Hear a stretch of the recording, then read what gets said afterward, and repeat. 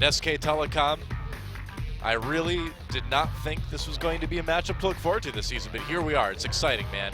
I haven't been this excited about that since 2014. There's a Z-Band against Faker. It's definitely a game you looked past back at the group draw a couple of weeks ago, but 2 weeks later, everything we thought we knew about Korean League has kind of been thrown on its head. So Samsung come in this with a really big head of steam.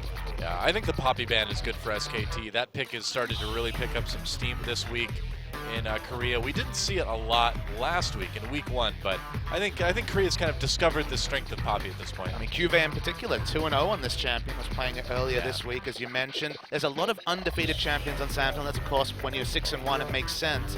Big picks have been for Crown, the Victor in particular, 4-0, 18.5 KDA. Ambition has been on Rek'Sai duty, 12.3 KDA, 4-0 as well. So those are 2 big picks that have been staples of the Samsung draft.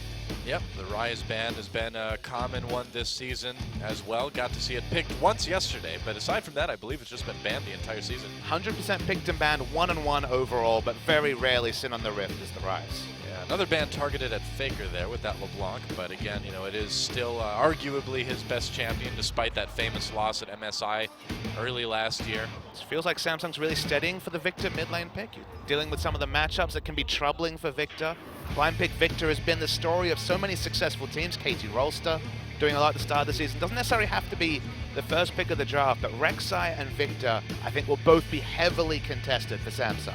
Yeah, probably. It's interesting to see just how far Misfortune's completely fallen off now that we're in patch 6.1. Just nobody's picking her or banning her. It was just immediate. I mean, the moment you see literally 90 damage removed from ability, you know that that is some heavy-handed tuning. Corki has been the flex pick du jour of 6.1.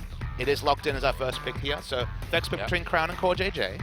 Corki and his package have been pretty terrifying, man. And that Tahm Kench, dude, my favorite moment of the season last night, easily the Smeb versus Arrow duel from yesterday, dude. Tahm Kench versus Lucen, that was one of the funniest things I think I've ever seen in League. Both Monty and I basically dropped the mic. Such was that auto attack damage when the face check came through from Arrow. I was like having dinner and watching it at home, and I'm like, ah! Like food goes everywhere, but it was great. So you were Lissandra. You're role-playing Lissandra. I do that a lot, you know.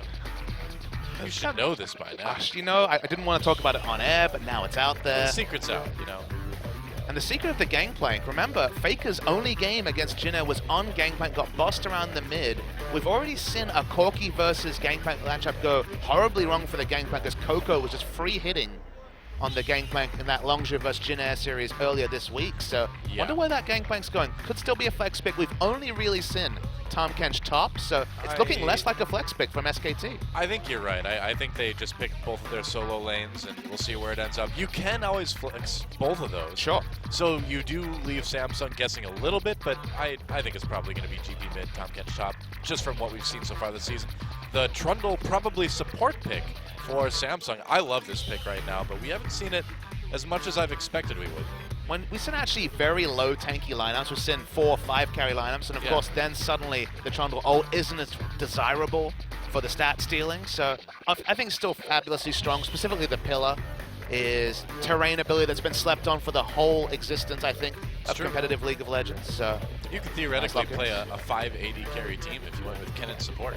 Don't give people ideas, though. We've already seen 580 carries in a game. That, I think, is the upper maximum before things just get silly. You know, everyone was complaining about 80 carries last year, man. They just don't have a place anymore. Well, now their place is literally everywhere. Well, they don't really have a specific home anymore. Their home is everywhere on the map, apparently. They're probably very confused the moment they get on the Rift. I like it, man. I really enjoy that we're at a point in the game now where we do see those picks moving around between lanes. And look, we've always seen a little bit of, say, Vayne and Corki top, but now that 80 carries can even jungle, it's crazy that 80 carries are flex picks. It's awesome. I like it a lot. There's a Victor pick that we were expecting, and Fiora wouldn't be bad. Wouldn't be bad. Might struggle a bit against that Tahm Kench, but I don't know. It can certainly mess up the other members of SKT later on. What do you think? I think the SKT draft in particular has been pretty reckless. If you think about this, they picked both their solo lanes. That's basically confirmed at this point. Very small chance they're going to flex pick top. But they've gone for a fairly reckless draft, and we talked about those undefeated champions, 15+ KDAs for the likes of Rek'Sai and Victor, and they've just given basically Samsung everything they could have won. Yeah, I mean, either this is a bit of sloppiness from SKT or it's a statement, you know?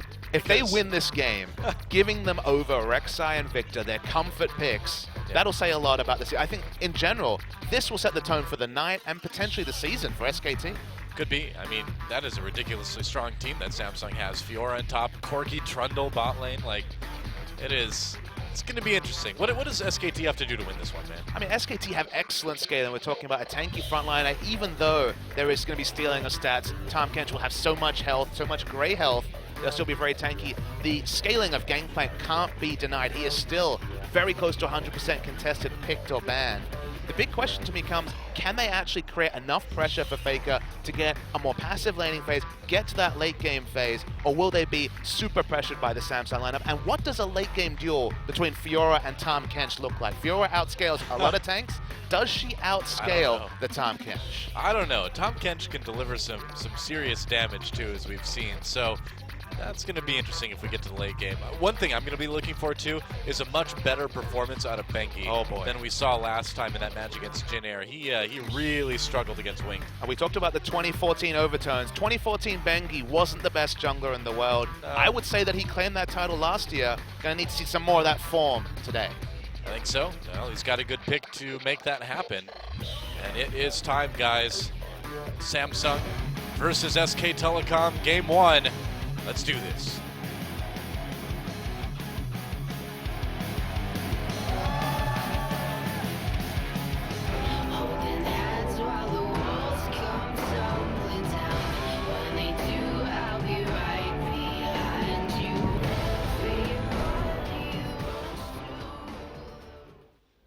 Oh, they cut it off again. We're never going to know what they want to roll, Doa. Drive me insane this season. Welcome to Summoner's Rift, guys. Samsung versus SKT, a matchup a lot of people would have said, easy 2-0 for SK Telecom, but right now, I'm only 95% sure that's how it's going to happen. A year ago, Samsung had completed their rebuild. They had no real star names. They were right down the bottom of the table. SKT, they were trending upwards. They were right up there with the, I guess then, GE Tigers. Yep. A lot changes in a year, apparently, is Samsung looking good with their current roster. Yeah, they are, and you know, when they swapped out Bliss for Crown in the mid lane, I think that was a big part of it too, where we started to see some real improvement. Fury was good, but obviously they ended up losing him over to Longju. But Core JJ and Stitch have seemed like worthy replacements. So overall, you know, we've seen a lot of upgrades for Samsung, not only just in individual improvement, but roster changes as well. Core JJ, of course, 2 matches out of the limelight. Stitch had played the last 2 best-of-3s for Samsung. Core JJ, very hard done by, because he a face check. Wow, Wolf gets caught with that face check, takes a decent amount of damage there. Gotta be careful. The jungle follow was potentially going to come up, but no lane swaps. We saw so much lane swap play yesterday, but this time they're going to juke it out 2v2. You know, I feel like this is kind of fitting with SKT's plan in that they just want to show that they're just straight up better. It really feels like SKT just wants to be like, all right, we're going to play these guys straight up in lane. We're going to crush them, and you're going to see that this is still the world champion SKT team. On some level, they're stacking the deck, right? They're saying, you can have your champions. We want standard lanes. Let's just go at it. There's going to be no asterisk next to this matchup. Who's the better team? We should find out. This feels like a very Coma kind of draft, doesn't it? Yeah. I don't know. I think Koma's been so smart with his drafting. His quick level 2 is matched by SKT. But yeah, but he hates it when people think SKT is doing something bad, man. He takes that really personally, and having him draft a comp like this, basically saying, all right, we're just going to show you that we're the best, you know? But at the end of the day, let's say they win. Let's say SKT power through, win this game. It's still a poor draft to choose both your solo lanes on the red side in the first round of the draft. So there's only the minimum of flex pick nature about Tahm Kench. We've literally seen maybe one, probably no Tahm Kench supports this season. So picking both champions, that's just poor drafting in my opinion. Well, it's got to be intentional, right? I mean, it's got to be SKT trying to get in the head of Samsung, isn't it? Well, it has to be champions they're comfortable with, or what they've been winning with in scrims, or it could be a mind game. But a mind game against the top place Samsung, I don't know. Top place Samsung, but win against Longzhu is good, but the other wins were against Afrika and Yemfire, I believe. Absolutely. This was Arguably definitely the week where Samsung was going to be exposed, right? You saw, okay, Longzhu and SKT, Samsung, good start, but sorry guys, you're done. Yeah. They beat Longzhu, and they looked comfortable doing so. Now, a lot of that was about Longzhu. Did they, though? Because that was a pretty close best of 3. It was close, but at no point was Samsung exposed. I thought they were competitive throughout, I guess, again, a fairly new lineup in Longzhu. I'm not trying to get ahead of myself, but this is a team that deserves not to be trifled with, and a draft like this is perhaps overconfidence from SKT. Oh, we'll find out pretty quick, I think. Bengi trying to come in for a lane gank. There's no vision for Samsung, so they don't see him enter that brush. Wolf walking in. There's a flash flay onto Core JJ. Tries to anticipate where the Valkyrie goes, but can't quite connect with that death sentence. JJ must have been super comfortable with sidestepping. Of course, there is a cast animation time with the Valkyrie. Didn't decide to flash. Went for the Valk. If he was caught, he probably would have died, but he gets out of the game. Yep, made it work out. That's a flash down for Wolf, so that may draw some attention from Ambition a little bit later. See if he decides to do any sort of ganking. Faker doing just fine in lane against his Victor, despite being pokeable, I would say. Very pokeable. This draft from Samsung's very echoes a lot of what KT Rolls have been doing, and Samsung themselves. It's all about having strong lanes, the likes of Victor just wave clear in mid. Core JJ and Wraith will go 2v2 just fine against Bang and Wolf. And then the Fiora outscale, but with the asterisk of it being Tahm Kench. We haven't seen Fiora versus Tahm Kench. Yeah. And in general, Fiora's outscaling the tanks has been what has allowed these Victor teams to take the late game as Faker. Whew. Takes a lot of damage. Gets really low, and actually Wraith came up to try to help with this. Faker's chosen a very dangerous place to recall, but it looks like he'll be okay. Ambition smelling around mid. Yep. And so Wolf is going to intercept Wraith coming back in the lane, but you can't really do a whole lot against that Trundle. Just making sure that he's coming back, I suppose. Interesting notes about Samsung is that statistically, despite the fact that they are objectively top of the ladder, statistically, they've not actually had the cleanest games. Their average goal difference at 15 minutes actually puts them 6th in the league. That means that 5 other teams in this small sample size have had stronger early game performances. They have the lowest first blood percentage of any team in the league, again, despite being first. The only thing that they really lead the league at is highest wards per minute, and a lot of that has been Wraith. Specifically as Alistair early this weekend was very impressive, and in general, he has been the reliable support, and it's no more Luna. He's the starting support, he's the only one on the roster. He's really stepped up, but the early game has not been the purview of Samsung, so theoretically, Faker should be able to farm pretty happily into that scary late game gangplank phase. Yep. Yeah, it seems like Ambition's been good for kind of keeping the newer players of Samsung under control in the late game, but against a team like SK Telecom that really has no fear at all about taking it to that stage, I think they might struggle a little bit. Opting into late with Fiora theoretically outscaling Tahm Kench and Gangplank getting to that scaling level. Both teams have that scaling, so going to be a battle scaling later on. Bengi hasn't been spotted yet, it looks like. Oh, he made it into the brush. Okay, wow. Attempt number 2 coming in. Looks like Wraith is going to just try to walk through try. No, I thought he was going to go all the way around. But nope, just throwing the ward, watching for Ambition. Bengi's right there. Nice cocoon. They catch Wraith. Wraith, of course, with no flash. And he's down. He had a flash, actually, but just couldn't escape from that one. And First Blood does end up going over to SKT. Second time's a charm, I guess. It was just really clean gank. I don't think Wraith and Core JJ respected that there was ever a vision toggle that Bengi could walk through. Guess so. Surprise out of nowhere. Clean kill for SKT. Yeah. And you gotta wonder how it would have went if that death sentence would have connected on the first gank. You know, getting a flash out of Core JJ for sure then. So, you know, even that first gank, even though it quote-unquote failed, still kind of gave SKT a lot of info about Samsung and that they're not really respecting that lane gank as much as they should be, and they got punished for it. Absolutely. Ambition really deep in enemy territory. Yep. Actually stole away the red already, despite there being no lane swap, managed to path over and steal the red as a response to the successful gank, so nice map movement. Yeah, I mean, he knew he could get there faster, so might as well get something done with it. This is what we've been talking about at Wraith, and look at Samsung's vision in general. They have good vision on both the top and enemy bot side jungles. That's, again, something that they weren't known for last season, but they're really opening up their vision game in 2016. Yeah, well, those wards in the jungle of SKT right now on the blue side are going to, hopefully for Samsung, keep Core JJ and Wraith a bit safer from now on. Some pretty deep wards for so early in the game, though. Absolutely. Well, that's the result of getting that counter jungling on by Ambition, and Wraith just walking out of lane, putting down the vision that we've become accustomed to expect from Wraith. Yeah. Didn't mention it during the pregame, but Wraith, of course, is Casper, formerly of SK Telecom many a year ago. Yep, he filled in when Mandu was taking a break back in, I believe that was 2014 actually, wasn't it? Yeah, spent a lot of time swapping out with Luna last season, but he is the starting support for Samsung, and so far has really lived up to that title. I mean, he's been a good support for a long time, and he's never really found a way to shine in the league just yet, aside from that short time on SKT where he played pretty well. Look like a big source of their problems, but losing Mandu and some of the shot calling he brought seemed to unsettle the lineup regardless. Yeah, for sure. Well, if you talk to those guys too, they'll all tell you that they just weren't taking things as seriously as they should have been. Ah, the pro gamer excuse. Yeah, well, I mean, it was pretty clear from the play, wasn't it? To some degree, 2014, not kind to SKT fans. Nope, it was not kind to me. I didn't like it. The premier SKT fan. I was upset.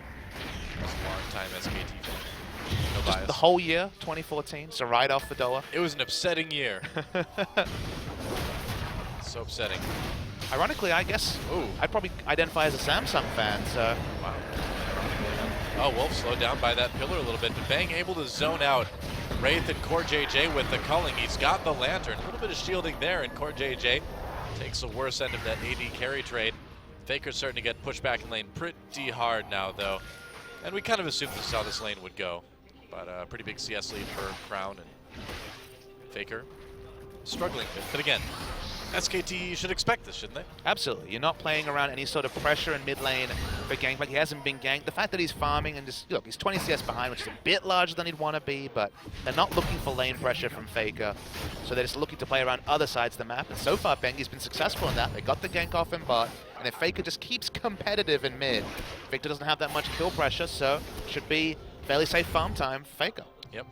You know, interestingly enough, Victor does have that exhaust this time, so without going for the teleport, he has a little bit more kill pressure than we're used to from some of those mid laners. Gonna have to be really specific with his lack of cleanse in the late game, though. Doesn't have that summon a spell.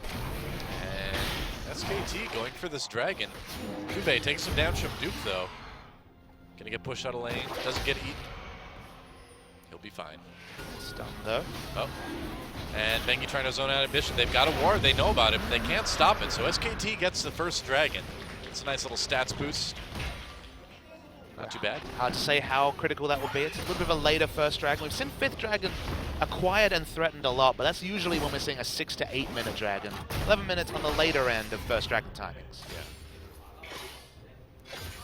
Seems like SKT is just kind of playing this pretty methodically. So if you're a Samsung right now, what's your plan? Do you just want to wait for the late game? Do you just want to sit there and play safe and try to scale? Or I don't think so. I mean, you have a big power window when Trinity Force is finished for Core JJ on this Corki, so rotating around the Corki and pushing in. Gangplank needs time to set up his wave clear. The wave clear from SKT is decent, but pales in comparison to Samsung. So I think that timing is kind of the go button of get out all those outer turrets, specifically the mid. Crown's already chipping away at it. Trinity Force Corki should be the death knell. This mid turret is Faker. Whoa. Faker in a lot of trouble, flashes at the last minute to avoid some of the damage from that death ray, I think. He was calculating. I don't think there was any real threat of death, but it was close. He had the oranges, he had his flash. I think he was fine, but again, playing with his destiny pretty aggressively there is up top. Bengi's here. Speaking of trouble, Kube trying to back away. The tongue misses. Oh, he actually connected with the cocoon. I don't think he was expecting that to hit. Surprised Bengi as well. Yeah. Ambition gets a chance to take out the pink ward, which is good for Samsung. Ambition just wants to play the pressure game around top. He's down bottom. Not much happening. Just trying to zone Wolf away from the lane. Yeah, and he's doing a pretty good job too. Awkward situation for the bot lane at the moment. And Duke looks like he'll just TP back up. I mean, with the Dragon out of the way, you don't really need to save the teleport for anything at the moment, do you? It has a semi-global with the ultimate as well, so fairly maneuverable at all times, Tom Ken. Oh, Core JJ really low, and the culling can't quite do it. Wraith with some nice body blocking in the summoner heal, just enough to keep Core JJ alive. And this is all a snowball of that earlier successful game. 20 CS, and now it's going to be a lot of turret damage. No way for Core JJ to stay in this lane. Yep. Main pressure, lane dominance for SKT bottom. Yeah, they really have been. Nice 25 CS lead for Bang, and slowly but surely it seems like SK Telecom is starting to get a little bit more and more of an edge every minute or so. Worth noting that, of course, that 25 CS advantage is cancelled out by Crown's effective 25 CS advantage in mid, so just swapping lane advantages between the two. Big story is going to be, again, Fiora in the late game. She is picked to outscale tanks and just be the crazy split pushing threat, and of course a great team fighter in her own way. Will that actually happen against the Tom Ken? Well, I'm sure we'll find out. Is he going to take a bite out of Fiora? He is. And that's a good amount of damage. Kuve's got that flash, activates the grand challenge. Duke has to pop his shield.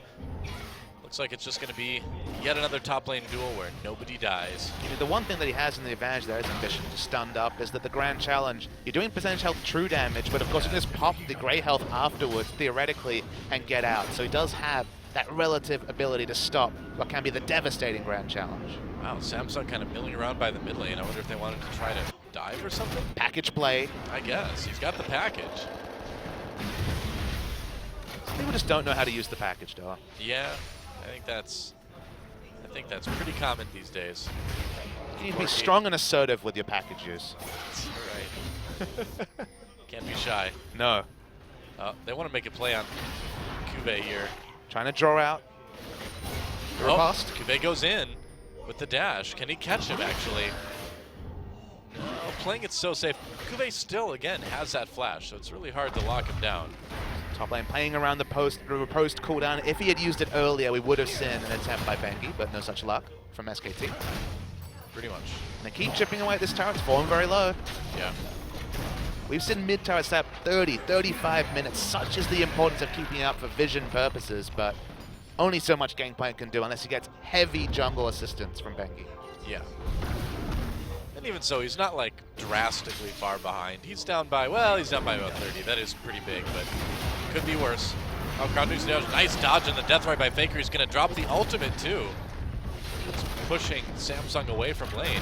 I feel like if ambition wasn't there, Faker may have actually gone for that one. It looked like he was looking to try a 1v2, but it was actually with Tahm Kench in range of the ult if there had been an extended fight. So Faker trying to bait in an overcommitment from Samsung. His scurvy is cured. Congratulations, Faker. No more scurvy for you. No scurvy. Vitamin C achieved. Yep. He gets out on the Lantern. Only a minute until Dragon, so it's all about that setup now. Let's talk about timings though, Doa. Trinity Force completed on Corki. Items are starting to come through for Crown and Ravenous Hydra for Cuve. It feels like Samsung have hit their early power spikes and they are just more superior. You look down the items here, Lucian has the Essence Reaver, but it's more of a building block item when he gets his second item. Faker again. Faker has to burn that flash again, and he gets taken down. Crown with the 1v1 kill on Faker. Solo killed by Crown. You talked about what a difference this guy in the roster has made. Faker looks bemused. He's like, he got me. I haven't seen that face since he was 1v1ing Pawn. Whoa, Bengi nearly becomes a second victim. The Crown in this mid lane gets the turret, gets the kill on Faker. Samsung That's a good start. Going crazy, and what a bad time to give up the kill. Doesn't have teleport, Faker, of course, and 5 seconds till Dragon. And answering Dragon would be really important for Samsung. Well, SKT's just going to need to give this one up, and they are. The vision's too good. Faker, is just coming up now. Yeah. It's only one Dragon. Only one, but the first one is the important one, Doa. Firstly, of course, it delays the potential 5th stack to much later in the game, and those 6% stats are always relevant. Honestly, when it comes to Dragons 3 and 4, if one team's monopolized, it's almost as much about denying the first Dragon stack to the enemy than it is about building up a 5 stack, especially in Season 2016. Yep. Well, nice ward defense by Wolf. The ambition from delivering that final blow. You don't see Faker die 1v1 very often, do you? You don't, no. That's a very exclusive club. Usually it takes like a whole team to gank that guy. or it takes Faker really overextending. We see both. We've seen 2 Faker Gangplanks in Champions ever, and honestly, I haven't been that convinced about the champion. It's Wraith. Oh, well, Wraith gets a bit caught. Has to burn that flash to get out. Faker drops his ultimate to try to slow him down. Wolf and Bang chasing, but just without any vision. Oh, Bengi in a lot of trouble.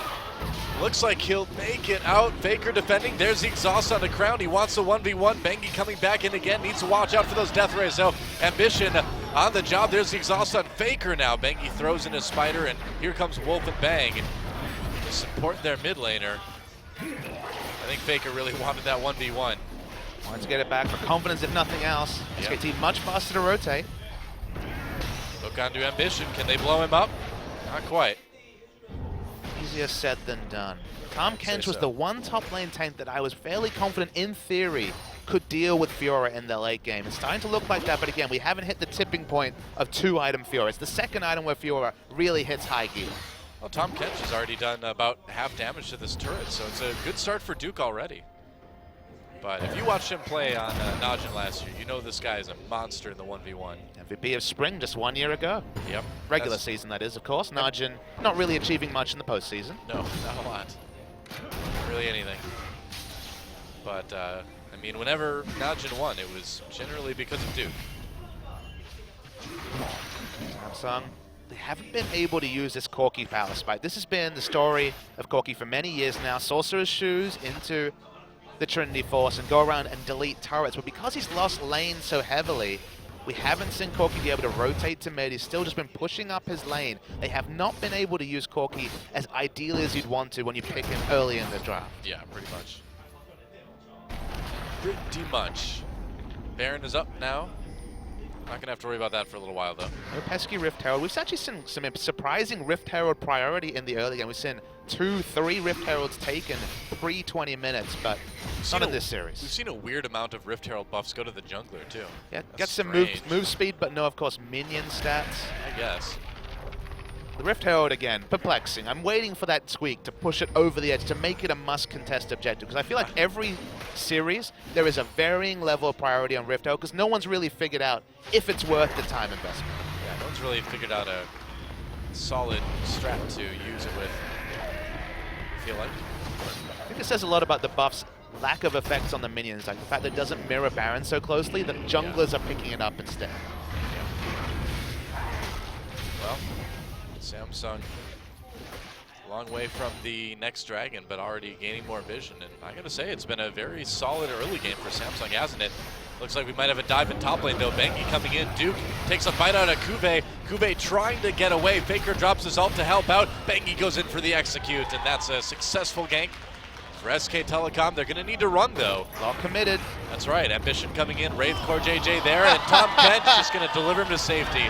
That is some sick strats from SKT. And look how much SKT are getting at the same time. So many members tried to go cut them off on top. They're going to get an answering mid turret as well. Yeah, Duke low health, but doesn't matter. Got turret. Ambition dueling with Bang and Faker. It's a 2v3, but with that culling, they should be able to push him away a bit. Bang low health. He's got to be careful. Wolf's back there as well. That was a really, really smart move from SKT. Also heads up play from Duke, knowing just how long that channel was on the Abyssal Voyage, getting away scot-free and getting that extra objective. That's the SKT trading up that we know and love. Yeah. That's the kind of move they really needed to swing the pendulum back in their favor a little bit. It was even, but now SKT with a slight edge. Oh, Faker may claim the big raptor. About 1,000 gold away, just the recipe short of Black Cleaver and Ravenous Hydra from Cuve. If still he cannot duel... Oh, Ambition got it with the smite. Oh, very nice. If he still cannot duel Tahm Kench with these 2 items, I worry for Samsung's late game split push plan that they've clearly picked around. Yeah, it's interesting to see this Tahm Kench do so well against the Fiora. It's cool. On paper, Tahm Kench and Kennen were the 2 picks I liked into Fiora. Remember, the Fiora was picked into Tahm Kench in this draft. Yeah, I mean, Tahm Kench has the tankiness, Kennen has the CC, so they're both not bad, it seems like. Duke nearly has that top turret down. Looks like Wolf and Bengi are coming into the jungle to try to finish it off. Nope, just kidding, they're not. Just poking in there for the ward.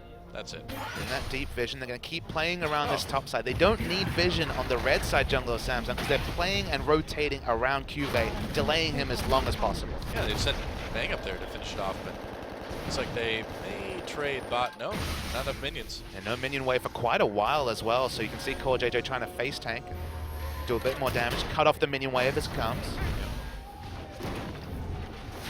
Random stat, but CoreJJ, 11-0-11, hasn't died in Champions yet. Wow. I suppose it's only been like 1 or 2 games. It's only been 2 games yeah. for him, but first death, Still not impressive. incurred yet. Still very impressive. Again, he was very hard done by. He played very well in their first series. I think he's caught in rotation. That would be fun. Taking the Lantern Express. Wow. Every Taking time a lot Victor's of on the damage. same mini-map, I'm not sure if people are going to be fine. He's always on the same mini-map, though. That's true. Everyone's on the mini-map. In the macro map, then. The macro map? That's what I'm calling it. All right. Wave clear wars. Oh, and Samsung going for the second dragon. Pretty unopposed.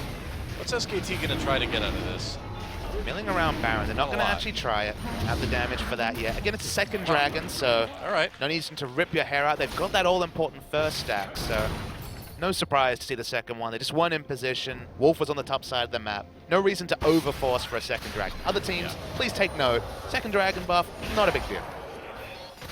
So, you know, as we move into the late game, it's kind of like Ambition versus SKT, isn't it?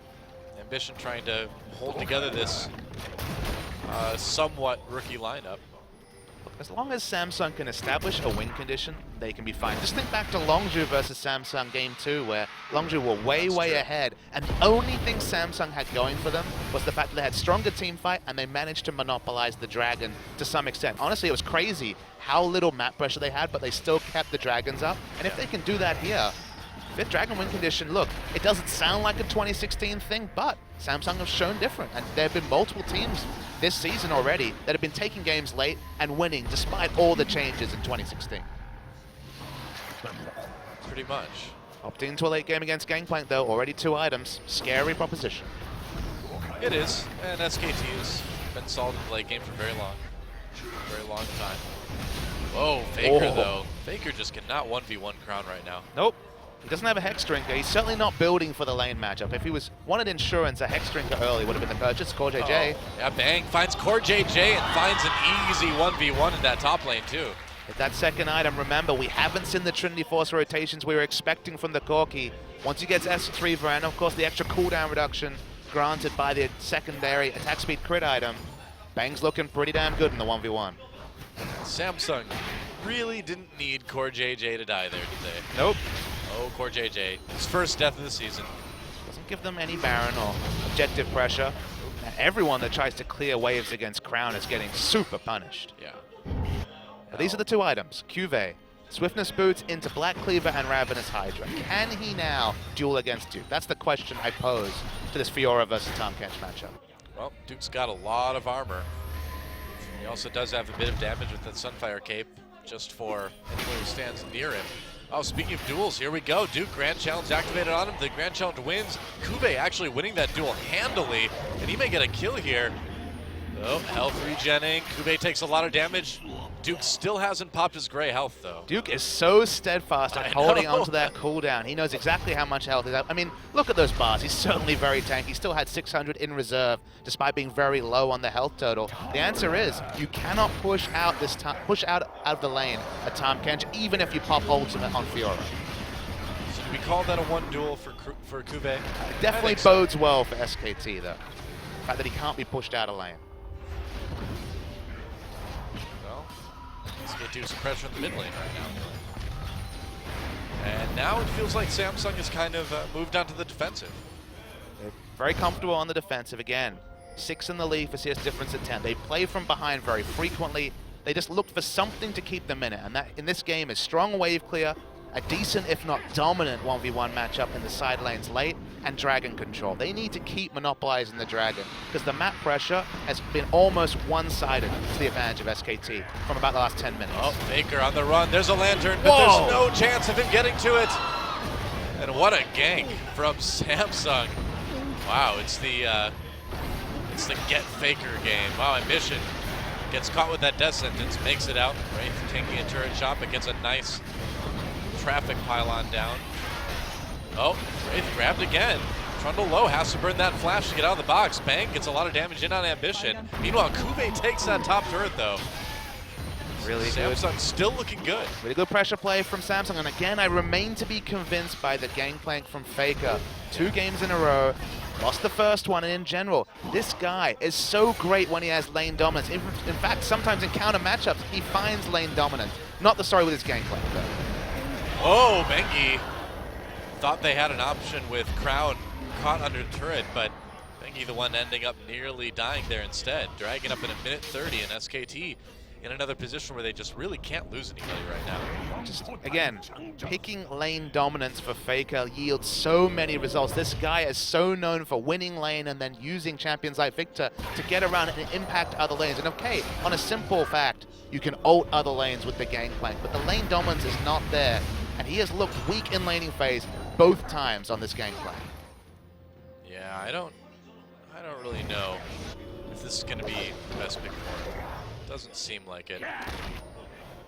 Constable Trundle is the only Trundle skin in my opinion. I agree. It is. The long arms of the law, because he's a troll, so he's got like extra long arms. Does he get it? A troll policeman in general is already tremendous, though. I suppose. Well, we're at a bit of a standstill until the dragon comes up. But SKT, the one facing the most pressure at the moment. Samsung can set up pink wards around objectives, specifically the dragons, since that's what they seem to be focusing on. Look at the build, specifically from Core JJ. Second item, Infinity Edge, means it's all about chancing for the Trinity Force proc into an IE crit, i.e. burst damage. Yep. We've already seen how much Victor can burst. You face check a bush if you're Gangplank, if you're Bang, if you're Wolf, anyone other than basically Duke, you will die instantly and it'll be a free objective. So pink wards, and in general ward supremacy, is what Samsung need to keep capitalizing on this objective snowball they've tried to establish in the first 30 minutes. Pretty much.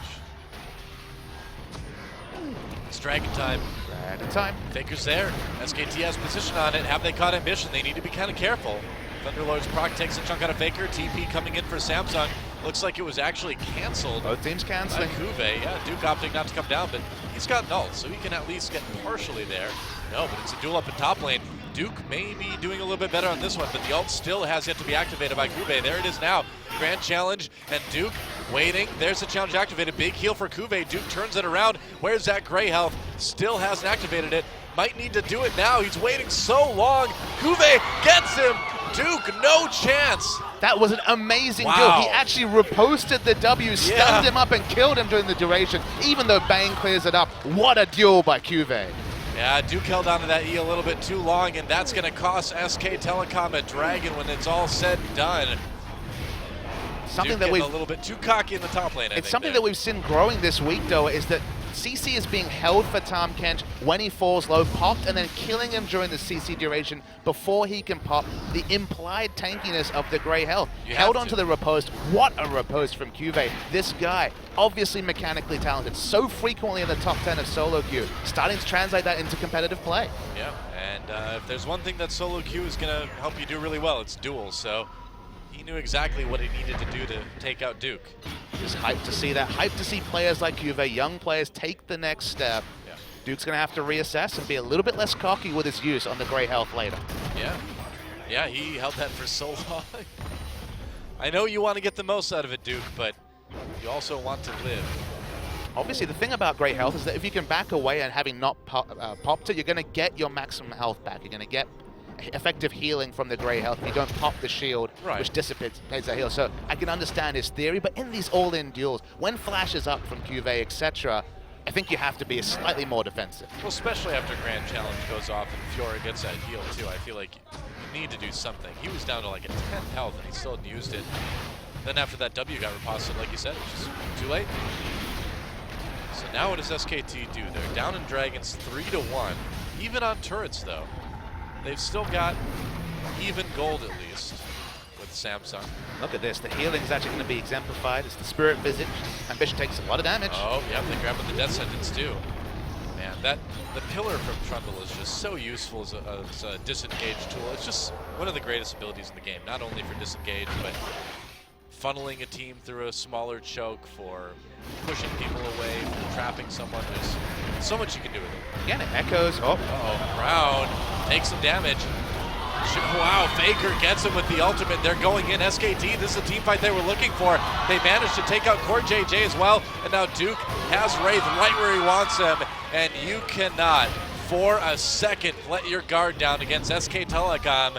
We've seen them do it for years, and we're seeing it again today. They will take everything from you. and out of nowhere, Faker turns it on. Crown far too aggressive with his positioning. He was so used to bossing around Faker in the laning phase that he disregarded the grouping phase, got burst down, and look what the price is for Crown's overextension. How many times have we seen this from SK Telecom? This game could end here. I think it could actually. They're going for it. They've got the tankiness with Tahm Kench. They may actually try to do it. Only Cuvée and Ambition yet to do it. And is it actually going to end here? Grand Challenge activated. It's a long time.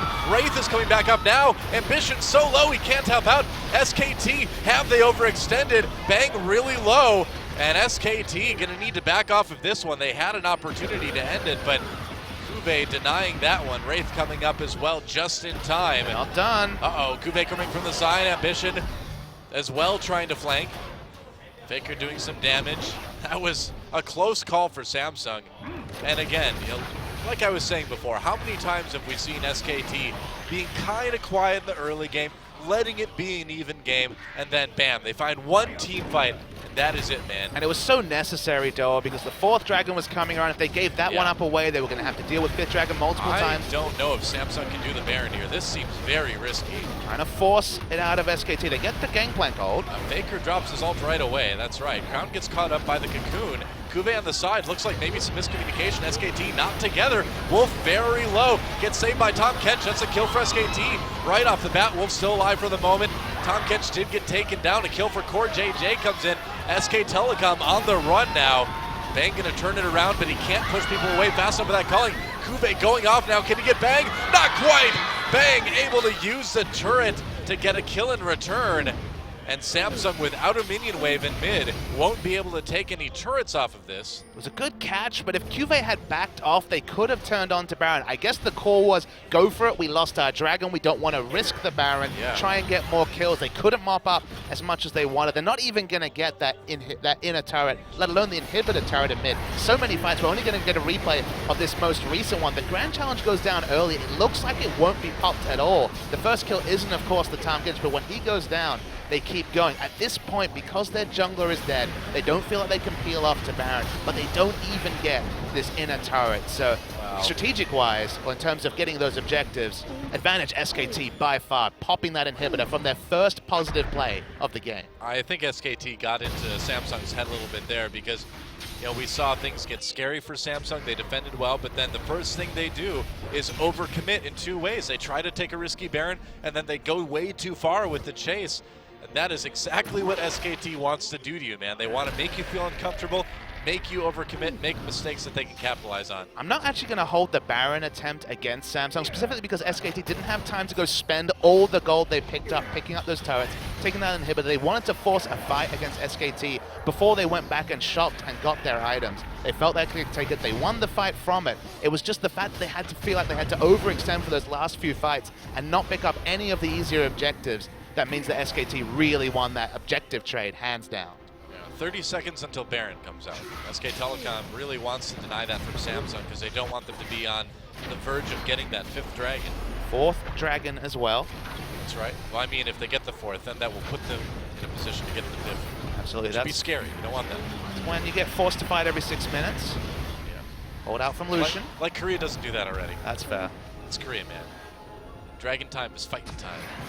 For better or for worse? More often. For better or for worse, for sure. Always for better in my book.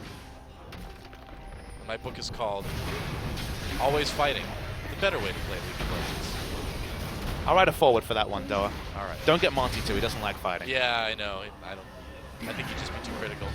I still have my LPL blood in me, so fighting is still good in my book. That's what I like about you, Papa Smithy. Bit more bloodthirst than the average color caster. That's right. It's a good thing. SKT gets the dragon. And again, you know, Duke, what are you doing, buddy? What are you doing back there? This is a really big misplay. There's no way for SKT to collapse. It's going to take forever to get there. Duke will certainly die. Why was Duke back there? The communication between Duke and his teammates, MVP or no, was a big question. Could you just slot in Duke into this SKT lineup and have it be clean? And the answer is clearly still some communication to work on. I do not know. I mean, was he maybe doing some warding? It's tough to say. Well, put it this way, you can't really double misclick an R. Like, he really wanted to go on this voyage. Just like the Magical Journey, he wanted to go deep into enemy lines, but no one was backing him up at all. His teammates on the minimap were all backing away. No one had the same mindset as Duke. Yeah. He just got really inspired by seeing what Smeb did yesterday. And he's like, I can do that too, but no, you can't, Duke. Not right now. Faker picking up the rapid fire cannon, it looks like, I believe. That's the Asterix Oh, gauge. no, you're right. My bad. Bit more inherent tankiness means his Trinity Force proc's going to hit that much harder. I was actually looking at one of Gangplank's abilities that the Observer was pointing out. Oh, look, okay. It looks like the rapid fire cannon. Look at that. And then look at rapid fire cannon. I cannot deny, Doa. It's very similar. Observer trolled me. Thanks, Observer. Was it Makuza? Probably. What a troll. Yeah. Our main Observer is the former Najin player / coach Makuza. His mechanics looking pretty good on that Kindred vs. Bots 1v5 pregame. Yeah, man. Those bot game mechanics. That's what Korean pros do when they retire. They observe games and they play against bots. That's right. 1v5 though, no backup for Makuza. It sounds relaxing. SKT going for a Baron now, or at least trying to set up something. They find Samsung, push them away with the culling for the moment. There are still some wards to worry about. They don't really have a way to clear those at the moment. This was the time of the game where Longzhu kind of fell apart, you'll remember. Just a couple of days ago, Samsung's late game shot calling has been very solid, and this game is very close. The kill score slightly in the advantage of SKT, but 2,000 goals at 40 minutes. Again, almost a wash between these two teams. Well, yeah, it's just one of those games where it's going to come down to whoever has a big team fight win will win the game, you know? I mean, it could just be whoever missed positions. Crown almost lost this game single-handedly overextending for poke damage on Faker, which of course had been so successful for him previous to that phase of the game. We've seen other games where Crown gets a pick on Victor and wins the game because around 40 minutes, death time is 50+ seconds. One mistake and this game is over. Yeah, it really could be for either of these teams. Interesting to see SKT in this position to begin with. Samsung have improved, whatever the case, whatever the result right here. You know, we see Ambition get hooked there, and one of the problems CJ had throughout was Ambition getting caught in really important late game situations. So even though we're not looking at CJ here, we're still looking at Ambition needing to be a little bit careful about being caught out. Package is available for Corki, but of course can't let off the pressure mid and back away. No Dragon available for a while. Cuve's pushing up, but whether he can actually take out this turret in front of Tom Catch, that's the part where he's finding it a little bit tricky. Doesn't look like he can. Might take a little while. All the blue trinkets on cooldown. Ambition. Oh, Ambition really putting a lot of priority on getting rid of that ward, which is understandable, but you got to be careful. He would have gotten hit by a cocoon there. CJ Ambition would have been caught right there. Yeah, maybe. Well, the thing is he's been dying a lot more on his warding missions because he doesn't have Mad Life to bail him out anymore, you know? It's true. Thresh is taken away and Mad Life's not in his pocket. Does die a lot with warding. That's the Ambition way. Yeah. It's backing away now. And SKT is going to actually go right for Baron. But look at Crown's damage. He has so much damage. I don't think Crown was in vision, so he should be okay here. They won't be able to finish the Baron. I was wondering. They started it, but they turned off so fast. I think you're right. Good defensive pink wards from Samsung. Their pink warding in general has been really on point, and actually, there's no pink wards on the map at all from SKT. Not at the moment, I guess. Maybe one, but being obscured by a champion. No, that's shocking to see. Pink wards are so powerful. Pink wards are OP, Doa. It made them cheaper. They're still as powerful as before. There's less green wards. You control vision. You monopolize it with pink wards. It's surprising to see their black. I guess just back time is immense. The fact that we're getting towards 6 items, not the space for pink wards. Yep. Seems that way. Wolf the only one on SK Telecom that has it at the moment. So tense. This is a very long, extended Baron dance, but yeah, whoever ends up losing this next fight will lose the game. SKT, they think they've got an opportunity. Teleport coming in, they turn off of that Baron immediately. Samsung keeping a close eye with that ward on what SKT's up to. SK Telecom looking for a chance. So hard to engage when there's a Trundle on the other team, though. Getting funneled into that choke, but no real advantage that Samsung can do. They're going to go for this mid-tier 2, it looks like, but SK Telecom's already there. Chano can tank they it get up. it? He certainly can. I think they're just going to get it. A lot of damage. Corki wasn't Corki was actually with the minion wave, so didn't get any Trinity Force blocks. They back away. Worth noting that, of course, in that Baron Force, both top laners use teleports, so not even a summoner advantage for SKT. Right.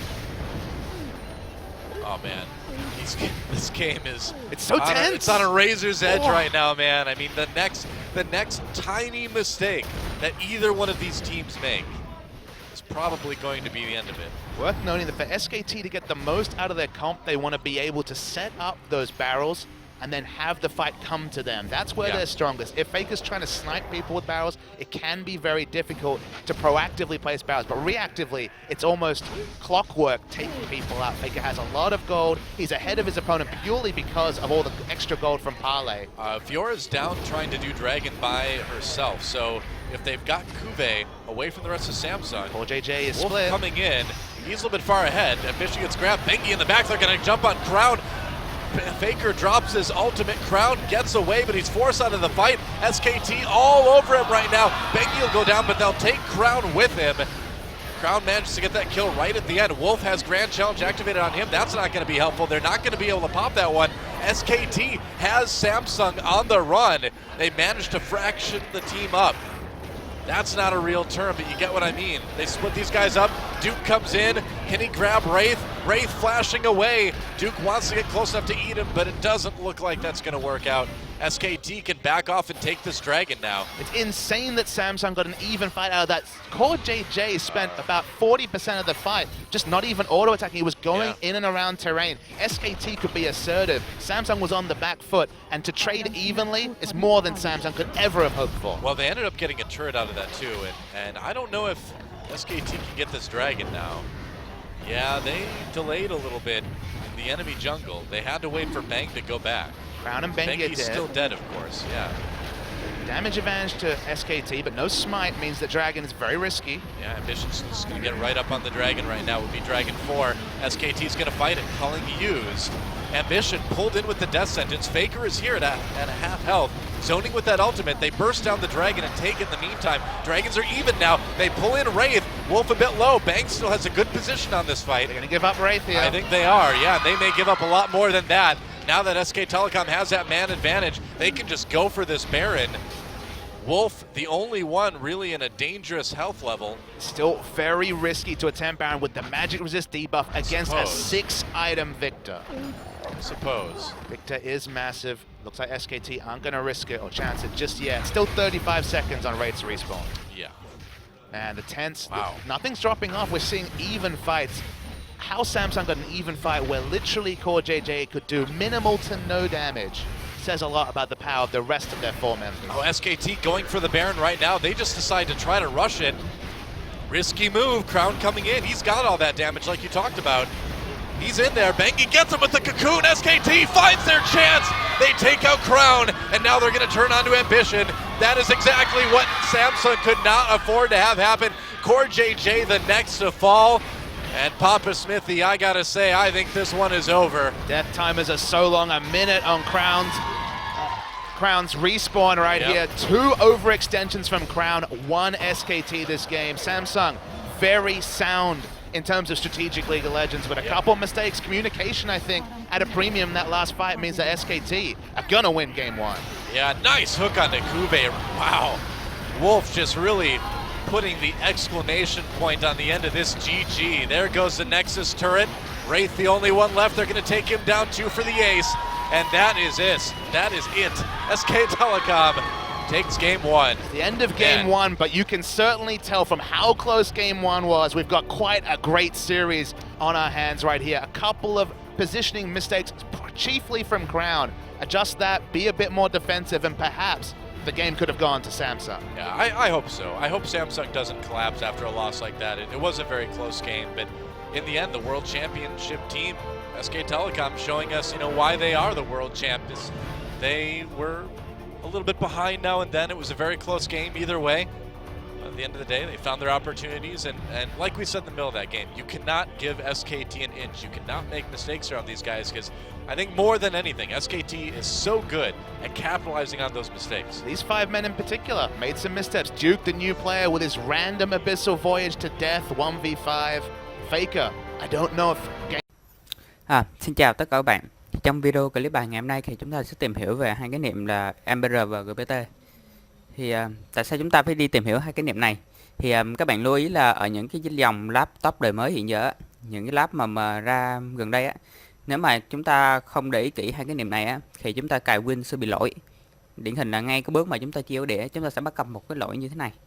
Một bạn đã gửi clip lỗi này cho mình. Đây là chúng ta đang cài đặt Win 8.1 trên cái laptop này. Hình như bạn đã nói là mình không nhớ số series của máy lắm, nhưng mà đây là lap hãng Dell. Thì cái ngày sản xuất của nó là vào trong cái quý 1 của năm nay á, là năm 2015 á. Rồi khi đến bước mà chia ổ đĩa thì chúng ta bắt gặp một cái lỗi như thế này. Chúng ta không thể net tới được nữa, nhưng mà lại có một cái thông báo nhỏ dưới này, nó báo như thế này: Windows cannot install, Windows không cài đặt trên ổ đĩa này, vì cái ổ đĩa chúng ta đang chọn á, nó đang định dạng phân vùng chuẩn là RPT. Đó. Vì vậy mà những cái laptop mới ra hiện giờ á, các bạn không chú ý thì chúng ta sẽ dễ bắt gặp cái lỗi này. Đó là vì sao? Thì những cái lap đời mới hiện giờ á, bây giờ họ đã bỏ đi cái ổ là DVD với CD rồi. Thường thì các bạn mua lap, các bạn tiết kiệm chi phí thì các bạn sẽ lựa những máy mà chưa có Win, mà nó có sẵn cái Win mã mở là Win Ubuntu á. Thì chúng ta về, chúng ta format rồi chúng ta xóa ổ đĩa, rồi chúng ta bắt đầu cài lại Win 8 hoặc 7. Nhưng mà do không có ổ đĩa DVD CD cho nên chúng ta phải tạo USB để cài Win. Mà thông thường USB cài Win á, các bạn chỉ download cái tool về thôi, sau rồi các bạn cài rồi các bạn tiến hành tạo USB bình thường. Nhưng mà các bạn không chú ý đến hai cái khái niệm là RPT với MBR. Ở những dòng đời cũ á, thì chúng ta không cần phải quan tâm, bởi vì nó xài chuẩn MBR thì rất là phổ biến. Nhưng mà ở những dòng đời mới thì bây giờ họ sử dụng khái niệm phân vùng RPT. Thì các bạn lưu ý là những USB mà cái tool tạo ra thì thông thường USB đó là trên bộ cài chuẩn MBR. Cho nên khi các bạn cắm vào những cái lap mới á, thì nó là chuẩn RPT. Cho nên chúng ta sẽ bắt gặp ngay cái lỗi này ở ngay bước chia ổ đĩa nè. Đó. Vậy chính vì vậy mà clip này mình sẽ hướng dẫn cho các bạn cách để chúng ta khắc phục luôn. Đó. Nhưng mà trước khi khắc phục thì mình muốn các bạn hiểu về hai cái niệm MBR và GPT nó là cái gì đã. Chúng ta phải hiểu bản chất nó như thế nào đã, sau rồi chúng ta sẽ đi khắc phục cái lỗi này. Rồi bây giờ mình sẽ bắt đầu giới thiệu về hai khái niệm này. Rồi trước khi chúng ta tìm hiểu về MBR và GPT thì đầu tiên mình muốn nói qua các bạn về BIOS và cái UEFI.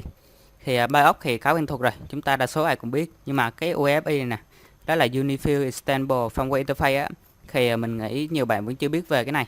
Đó, cái khái niệm UEFI này thì nó ra đời vào khoảng mình nhớ là năm 2011 hoặc 2012 á. Nhưng mà đến tận bây giờ thì vẫn nhiều bạn chưa biết về nó. Thì coi như clip hôm nay thì cũng như là cơ hội cho các bạn update kiến thức của mình luôn về cái UEFI này. Rồi, thì đầu tiên về thằng BIOS thì khá quen thuộc rồi. Thì đây là một phần mềm nhỏ, nó được tích hợp trên một con chip trên mainboard. Và khi chúng ta bấm nút khởi động máy á, thì thằng BIOS nó sẽ được gọi đầu tiên. Nhiệm vụ của nó sẽ là kiểm tra các phần cứng xung quanh á. Đó. Và sau khi tất cả các phần cứng xung quanh ổn thì nó sẽ dùng MBR. Đó chính là cái mình nói trên này nè. Đó, MBR nè. Thằng MBR này có cái nhiệm vụ là xác định phân vùng chứa hệ điều hành. Đó. Và sau khi xác định được phân vùng chứa hệ điều hành, nó sẽ bắt đầu tải bootloader của hệ điều hành đó và chúng ta sẽ bắt đầu vào Win. Đó. Thì BIOS chức năng của nó là như vậy. Rồi. Thì sau này á, thì những phần cứng của chúng ta ngày càng mạnh hơn á, thì cái thằng BIOS này nè, nó không đáp ứng được cái nhu cầu mà nâng cấp phần cứng á. Bởi vì những phần cứng sau này càng ngày càng mạnh, cho nên BIOS này nó không có theo kịp. Cho nên người ta phải ra thêm một cái chuẩn mới, đó chuẩn là chuẩn UEFI để thay thế BIOS. Đó, thì chuẩn UEFI này nó hỗ trợ mạnh hơn. Đó, và chúng ta có thể mở rộng phần cứng nhiều hơn so với chuẩn BIOS. Rồi, thì cái thằng UEFI này nè, nó cũng làm chức năng tương tự BIOS. Đó, thì ở đây thay vì BIOS thì đây là UEFI. Thì nó cũng sẽ test phần cứng nè, và cũng xác định phân vùng chứa hệ điều hành, và nó cũng sẽ tải cái bootloader của hệ điều hành đó. Nhưng mà nó khác ở chỗ là từ cái bước test phần cứng mà nhảy qua bước xác định phân vùng hệ điều hành á, thì sau khi test phần cứng xong nè, thì ở bên BIOS á, thì chúng ta sử dụng MBR để xác định phân vùng chứa hệ điều hành. Nhưng mà cái thằng UEFI thì nó sử dụng đó chính là NGPT, đó chính là cái này. Đó, sử dụng GPT này nè để xác định phân vùng chứa hệ điều hành, và chúng ta sẽ vào hệ điều hành đó. Rồi, Thì cái thằng UFI này nó ra đời thay thế BIOS, thì nó có những cái ưu điểm nào hơn BIOS thì chúng ta sẽ cùng tìm hiểu. Thì trước khi nói về ưu điểm thì nếu các bạn muốn biết cái main của mình á có hỗ trợ cái chuẩn UFI này không á, thì các bạn vào trong BIOS á, và sau đó các bạn vào mục boot nè, vào chỗ bootlet option á, thì nếu các bạn thấy tùy chọn là UFI thì quá tốt rồi, main chúng ta có hỗ trợ cái chuẩn UFI này. Đó, thông thường các bạn vào trong boot á, chỗ bootlet option này nè, nếu các bạn thấy nó để là legacy á, thì các bạn bấm F5 các bạn chuyển qua UFI nha. Đó, để chúng ta sử dụng chuẩn UFI này để chúng ta hỗ trợ khởi động nhanh hơn. Rồi, thì trên đây là trên cái BIOS của laptop có hỗ trợ UFI. Rồi, ở những cái dòng mà mainboard đắt tiền á, những mainboard của Gigabyte hoặc là Asus á, những mainboard đời cao mắc tiền thì cái giao diện UFI của BIOS của chúng ta sẽ như thế này nè. Đó, nhìn nó rất là đẹp so với cái chuẩn BIOS cũ chúng ta. Đây, BIOS cũ của chúng ta thì nhìn rất là sơ khai. Đó, nhưng mà đến cái chuẩn UFI thì chúng ta thấy nhìn rất là đẹp. Và chúng ta có thể sử dụng chuột luôn, chúng ta có thể sử dụng chuột y chang trong Win. Đó. Rồi, bây giờ chúng ta sẽ nói đến những ưu điểm của thằng UFI so với thằng BIOS. Đây, ưu điểm của UFI thì ưu điểm thứ nhất á, là cái BIOS của chúng ta là chỉ hạn chế xử lý được 16 bit thôi và chỉ địa chỉ hóa được bộ nhớ 1 MB. Nhưng mà thằng UFI này nè, nó có thể xử lý được tới 32 bit và 64 bit và cho phép dùng nhiều RAM hơn đó để địa chỉ hóa và xử lý nhiều việc phức tạp. Đó. Và cái thằng UFI này nè, nó sẽ cung cấp thời gian khởi động nhanh hơn so với BIOS. Đó. Đó cũng là lý do vì sao ở những cái dòng laptop đời mới hiện giờ, những dòng laptop mà đặc biệt là cài Win 8.1, các bạn thấy là tốc độ khởi động rất là nhanh. Các bạn để ý những dòng laptop mà có hỗ trợ chuẩn UFI này nè, mà cài Win 8.1 á, tốc độ khởi động của Win rất lẹ so với những cái dòng thông thường. Rồi. Và BIOS của chúng ta chỉ sử dụng MBR, mà cái thằng MBR này có một nhược điểm là chỉ giới hạn được 4 phân vùng chính. Đó. Và đây cũng là lý do vì sao các bạn thường để ý là ở những cái chuẩn cũ á, thì chúng ta chỉ có thể chia được 4 phân vùng thôi. Các bạn để ý là chúng ta chỉ chia được là 3 primary nè và 1 extend. Đó. Nếu muốn chia nhiều hơn á thì cái phân vùng extend á các bạn phải chia thành nhiều phân vùng logical. Đó. Nhưng mà bản chất của chúng ta là chỉ có 4 phân vùng. Đó, chỉ có 3 primary và 1 extend thôi. Và từ extend chia nhiều hơn nhiều logical. Đó. Rồi, và kích thước của mỗi phân vùng của chúng ta chỉ đặt tối đa là 2T. Đó. Rồi, còn cái chuẩn UFI của chúng ta thì nó sử dụng là bản phân vùng là GUI, còn đó là Globally Unique ID. Hoặc chúng ta có thể nói là GPT á. Thì cái thằng này thì nó giới hạn phân vùng của nó không hề giới hạn phân vùng nha các bạn. Giới hạn phân vùng của nó chỉ phụ thuộc về hệ điều hành thôi, chứ bản chất nó không hề giới hạn bao nhiêu phân vùng hết. Thông thường Windows của chúng ta cho phép tối đa 128 phân vùng. Đó. Nhưng mà thằng GPT này nó không giới hạn bao nhiêu hết. Windows cho phép 128 thì nó cũng tương ứng cho chúng ta 128 phân vùng. Chúng ta có thể chia thành 128 phân vùng. Rồi, nếu như sau này những bản Windows mới ra sau này á, nó hỗ trợ chúng ta lên là 130 hoặc 150 phân vùng, thì cái thằng RPT này cũng đáp ứng được luôn, có thể lên được 150, 130. Đó, nó không giới hạn chúng ta là bao nhiêu phân vùng hết, chúng ta có thể chia nhiều, thật nhiều thoải mái. Đó. Và kích thước phân vùng của chúng ta có thể lên tới 9,4 zettabyte. Đây, zettabyte này chúng ta ít nghe nói đến, thì các bạn thấy là 1T của chúng ta thì bằng 1024 GB. Nhưng mà 1 zettabyte của chúng ta thì nó bằng 1024 này, nhân tiếp 1024 nhân tiếp 1024 terabyte lần. Chúng ta thấy rất là lớn. Đó. Một phân vùng của chúng ta có thể lên tới 9,4 zettabyte. Trong khi đó BIOS của chúng ta sử dụng MBR thì chỉ tối đa có 2T thôi. Đó, mà chỉ có 4 phân vùng chính. Thằng này thì bao nhiêu phân vùng cũng được, nó không hề giới hạn. Rồi, thì đó là về BIOS và UFI. Thì mình giới thiệu trước hai cái này, sau đó rồi chúng ta bắt đầu vào trong MBR và GPT để chúng ta dễ hiểu hơn. Rồi, bây giờ chúng ta sẽ đi vào phần chính của chúng ta, đó là nói về GPT và MBR. Rồi, bây giờ chúng ta sẽ tiếp tục tìm hiểu về MBR và GPT. Thì cái MBR này nè, nó chính là viết tắt của là Master Boot Record. Đó, thì là lần đầu tiên giới thiệu vào máy IBM PC DOS 2.0 á, vào năm 1983. Thì tại sao chúng ta lại gọi nó là MBR? Ha. Thì cái MBR nè, bản chất của nó chính là một cái sector khởi động đặc biệt nằm ngay tại vị trí bắt đầu của đĩa luôn. Đó. Và sector này nè, nó bao gồm hai cái, đó chính là bootloader cho hệ điều hành được cài đặt nè, và thông tin về các phân vùng logic của đĩa. Đó, thì cái bootloader này thì bản chất nó là cái gì? Thì cái bootloader này thì các bạn hiểu là bản chất đó là những cái đoạn mã, đó chính là những đoạn mã. Và khi chúng ta cài win lên cái phân vùng nào đó thì cái trên phân vùng đó sẽ sinh ra một cái vài đoạn bit ladder nhỏ, nghĩa là những cái bit nhỏ của bootloader nó sẽ sinh ra tại phân vùng mà chúng ta chứa cái win hệ điều hành được khi ta cài đặt vào á. Rồi thì sau này khi mà thằng MBR này khởi động lên á, nghĩa là khi chúng ta bấm khởi động máy rồi đến cái bước MBR đi kiếm phân vùng á nào chứa win đã khởi động, thì nó sẽ gọi những cái bootloader nhỏ trên cái phân vùng đó, nghĩa là những cái bit nhỏ trên phân vùng đó sẽ được gọi ra, và thằng MBR này nè sẽ bắt được những cái bit đó và nó sẽ xác định được coi là phân vùng nào chứa hệ điều hành rồi, và nó sẽ bắt đầu đi vào phân vùng đó, rồi bắt đầu chúng ta sẽ khởi động win lên. Đó thì cái cơ chế làm việc của nó chính là như vậy. Rồi thì thằng MBR này thì như lúc nãy mình đã nói rồi, thì nó chỉ làm việc được với những phân vùng là tối đa 2T thôi. Đó, và chỉ hỗ trợ của chúng ta chia được 4 phân vùng. Nếu muốn nhiều hơn thì từ cái phân vùng extend á, các bạn tạo nhiều hơn phân vùng logical. Đó. Rồi, thì MBR này nó chính là như vậy. Rồi, bây giờ chúng ta sẽ qua tiếp phần là NGBT hay còn gọi là GUI Partition Table. Thì mình gọi tắt chỗ GUID này là GUI ha. Rồi, thì cái chuẩn đời mới này thì nó đang kết hợp với lại UEFI thì để thay thế cho cái chuẩn BIOS cũ á, trên nhiều mainboard đời mới hiện giờ. Thì với cái tốc độ phần cứng đang ngày càng mạnh hiện giờ thì chuẩn BIOS cũ hiện giờ nó không còn hỗ trợ được nhiều nữa. Cho nên thằng UEFI này nó ra đời thì đang thay thế dần cho thằng BIOS cũ. Và tại sao chúng ta lại gọi là GUI Partition Table? Thì cái từ GUID này nè, nó là viết tắt của là Globally Unique Identifier, có nghĩa là định danh duy nhất toàn cục. Nó tức là như thế này, tức là mọi phân vùng trên nội địa của chúng ta nó sẽ đều có một cái định danh riêng. Đó.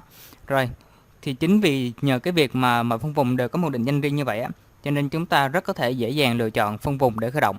Đó, tức là sau này các bạn cài nhiều Windows á, như là 7, 8 nè, 8.1, 10 hoặc là Linux, thì chúng ta rất có thể dễ dàng lựa chọn phân vùng để khởi động. Đó, so với thằng MBR này thì nếu mà các bạn muốn lựa chọn nhiều phân vùng để khởi động á, thì nó sẽ hơi khó khăn hơn, chúng ta còn phải làm nhiều bước nữa. Nhưng mà với thằng GPT này thì nó là tự động nha, nó sẽ tự động tạo, nếu các bạn cài nhiều Win á thì nó sẽ tự động tạo những cái list phân vùng để cho chúng ta có thể dễ dàng chọn để khởi động. Rồi, và cái đặc trưng thứ hai của thằng GPT thì như lúc nãy mình nói ở trên phần BIOS với VFI rồi, thì là nó không giới hạn phân vùng và chỉ phụ thuộc về hệ điều hành thôi. Đó. Ví dụ Windows chúng ta chỉ cho phép 128 phân vùng trên ổ GPT nè, thì thằng GPT này sẽ cho phép chúng ta tạo ra 128 phân vùng. Sau này nếu như những Windows mới sau này ra nó lên tới 150 hoặc 160 phân vùng chẳng hạn, thì thằng GPT này cũng sẽ cho phép chúng ta tạo 150, 160. Đó, chứ nó không như thằng MBR chỉ có giới hạn 4 thôi. Và thằng GPT này thì chúng ta cũng không cần tạo phân vùng mở rộng, tức là phân vùng extend á. Bởi vì chúng ta có thể chia nhiều phân vùng mà, cho nên chúng ta không cần tạo phân vùng extend làm gì. Đó. Rồi. Thì đây là những đặc trưng của thằng GPT. Thì tiếp theo đây mình sẽ có một vài so sánh ưu điểm thằng GPT này so với thằng MBR. Rồi, thì thứ nhất thì trên ổ đĩa phân vùng MBR của chúng ta thì dữ liệu phân vùng và dữ liệu khởi động nó chỉ được đặt một vị trí thôi. Đó, và chính vì vậy chúng ta sẽ phát sinh ra một vấn đề là nếu như dữ liệu của chúng ta bị lỗi hoặc là bị mất chẳng hạn, thì chúng ta sẽ rất khó để hồi phục bởi vì nó chỉ đặt ở một vị trí thôi. Rồi, nhưng mà với cái thằng GPT này thì nó ngược lại. Thì thằng GPT này nó sẽ tự động sao lưu nhiều bản sao qua nhiều phân vùng khác, nên chúng ta có thể dễ dàng khôi phục. Nó tức là như thế này, khi các bạn có một dữ liệu vào ODC nha, thì cái thằng GPT này nè, nó sẽ tự động tạo các bản sao lưu của cái dữ liệu đó sang những phân vùng khác như là ổ D, ổ E nè, đó, tạo những bản sao lưu ở đó. Và sau này khi dữ liệu của các bạn copy trên ổ ODC nó bị hỏng hoặc bị mất chẳng hạn, thì chúng ta có thể dễ dàng khôi phục lại. Đó, chứ không như thằng MBR nó chỉ lưu cố định một chỗ thôi, cho nên khi chúng ta bị lỗi á, hoặc bị mất thì rất khó để có thể khôi phục được. Nhưng với thằng này nhiều bản sao trên nhiều phân vùng khác nhau nên khi khôi phục thì rất là dễ. Đó, thì đó chính là một ưu thế thứ nhất. Và cái ưu thế thứ hai là thằng GPT này nè, nó lưu những giá trị CRC. Đó, đây là từ viết tắt của nó. Rồi, cái giá trị này là nhằm mục đích là kiểm tra xem dữ liệu của chúng ta có còn nguyên vẹn hay không. Và nếu dữ liệu bị hỏng thì GPT này nó sẽ đưa ra cảnh báo và sẽ khôi phục giúp chúng ta. Đó, thì thằng MBR thì nó không hỗ trợ chức năng này. Đó tức là dữ liệu của các bạn đang trên các phân vùng ổ đĩa, nếu như nó bị lỗi á, thì thằng GPT này nè, nó sẽ tự động track và sẽ đưa cảnh báo cho chúng ta và nó sẽ khôi phục lại cho chúng ta luôn. Đó, trong cái đó thằng MBR nó không hỗ trợ chức năng này. Rồi, thì với cái phân vùng GPT này nè, do đó là chuẩn mới, cho nên chỉ những cái Windows mới hiện giờ đó là Windows 10 nè, 8.1, 8 và 7 thì có thể đọc được phân vùng GPT này thôi. Đó. Và đặc biệt là ở 3 Win đó là Win 10, Win 8 với 8.1 á, thì do của Microsoft họ đã tối ưu hóa trên cái phân vùng là trong vùng RPT này nè, trên cái chuẩn là UEFI á, cho nên tốc độ khởi động của nó sẽ rất là nhanh nha. Đó, rất là nhanh so với Windows 7. Đó, rồi. Thì tiếp theo là mình sẽ hướng dẫn cho các bạn cách tạo một cái USB cài Win nhưng mà theo chuẩn là UEFI. Đó, với lại tạo theo cái định dạng phân vùng RPT á. Lúc nãy mình có chiếu clip lỗi khi cài đặt á, như các bạn thấy á, đó là phân vùng này là RPT, cho nên khi các bạn cắm USB mà cài Win thường á, với chuẩn là MBR á, thì chúng ta sẽ gặp cái lỗi giống y chang lúc nãy. Thì bây giờ mình sẽ chỉ cho các bạn cách để chúng ta troubleshoot, nghĩa là chúng ta sẽ tạo USB cài Win theo phân vùng RPT và theo cái chuẩn UEFI luôn. Đó, để chúng ta có thể cài được Win trên những cái máy mới sau này nếu mà theo chuẩn là UEFI. Rồi, bây giờ mình sẽ tiến hành chỉ hướng dẫn cho các bạn.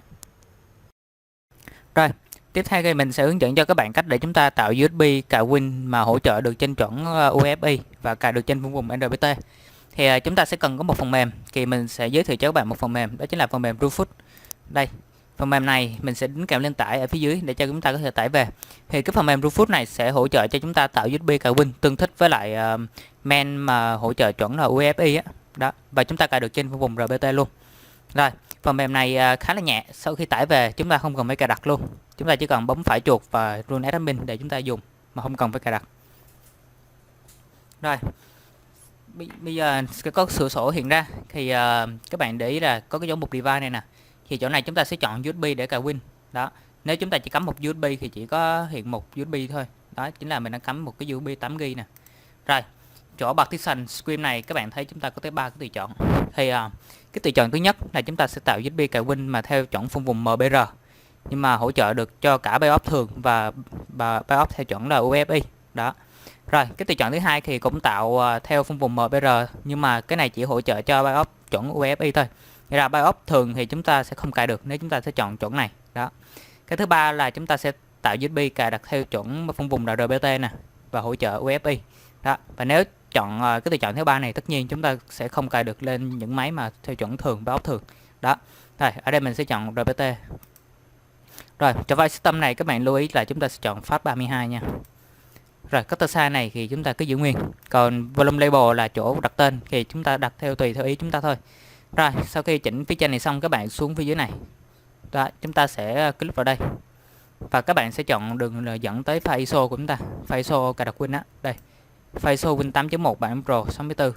Các bạn bấm Open. Rồi, các bạn lưu ý là sau khi chúng ta chọn file ISO xong á, trên này nó bị quay về tùy chọn ban đầu á, thì các bạn tiến hành chọn lại cho mình nha. RPT FAT32. Rồi, sau khi chọn xong thì các bạn để ý chúng ta có cái chữ ready phía này nè. Đó. Rồi, sau đó chúng ta sẽ bấm start là chúng ta sẽ bắt đầu tạo USB cài Win. Các bạn lưu ý là trong USB của chúng ta tuyệt đối không có dữ liệu nào nha. Các bạn phải copy dữ liệu của các bạn ra ngoài để không bị mất nha. Sau khi các bạn bấm start thì phần mềm này sẽ tiến hành là format USB của các bạn. Đó, và nó sẽ tích hợp bộ cài vào, cho nên dữ liệu trong USB của chúng ta tuyệt đối phải trống, không được có dữ liệu trên này nha. Rồi. Đó, thì ở đây do mình tạo rồi nên mình sẽ không tiến hành làm nha. Thì các bạn bấm start rồi các bạn chỉ việc chờ đợi thôi. Khi nào nó chạy xong nó sẽ nhảy ra một thông báo cho các bạn là đã tạo thành công. Đó. Còn cái bước bấm start xong chúng ta chỉ chờ thôi chứ không cần làm thêm bước nào nữa. Rồi, và sau khi các bạn tạo xong được USB cài Win theo chuẩn RPT thì sau khi các bạn cắm lên một cái máy mới mua á. Đây.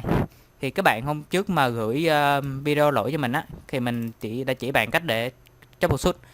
Rồi, thì bạn nó đã quay lại và gửi cái video mà sau khi troubleshoot thành công. Đây, hồi trước đến cái bước này chúng ta bị lỗi, nhưng mà sau khi tạo được USB cài Win theo chuẩn RPT thì các bạn lưu ý là khi cắm cài nha, những cái máy mới thì thường họ chưa có Win nhưng mà họ đã có sẵn một cái Win mở, đó là Ubuntu á, hoặc là Linux. Thì các bạn lưu ý là họ đã chia sẵn phân vùng rồi, cho nên chúng ta phải xóa hết nha. Các bạn không được để một phân vùng nào trên này cả. Chúng ta tiến hành xóa phân vùng. Đây, ở bước này đây, các bạn thấy. Xóa hết phân vùng nè. Đó. Chúng ta sẽ tiến hành xóa hết tất cả phân vùng. Đây. Xóa hết. Đến chỗ này, các bạn thấy đây. Sau khi xóa hết phân vùng, chúng ta sẽ có một cái phân vùng là unlocate. Đó.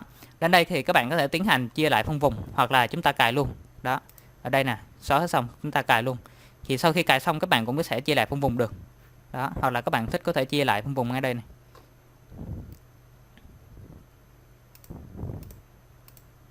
Đó, như các bạn thấy đây, chúng ta đã vào được. Đó. Bắt đầu copy file và tiến hành cài đặt bình thường. Đó, thì đây chính là cách để chúng ta khắc phục sự cố mà thường chúng ta mua máy mới á, theo chuẩn vùng RPT mà chúng ta lỡ tạo USB theo chuẩn MBR thì chúng ta phải tiến hành tạo lại theo chuẩn là GPT. Thì thông thường trên mạng cũng có một cách xử lý khác là các bạn phải convert lại ổ đĩa của các bạn về lại chuẩn MBR. Thì mình khuyên các bạn là không nên convert nha. Chúng ta nên để chuẩn RPT, bởi vì sau thì mình đã giải thích ở phía trên rồi. Các bạn thấy đây, những lợi ích mà chúng ta có được khi sử dụng theo phân vùng chuẩn RPT đây. Đó, rất là nhiều lợi ích hay để chúng ta có thể mà tận dụng được. Cho nên các bạn nên để RPT chứ đừng có quay về chuẩn cũ MBR nha. Rồi, thì clip của mình đến đây là hết. Thì cảm ơn các bạn đã quan tâm theo dõi và hẹn gặp lại các bạn trong những clip sau.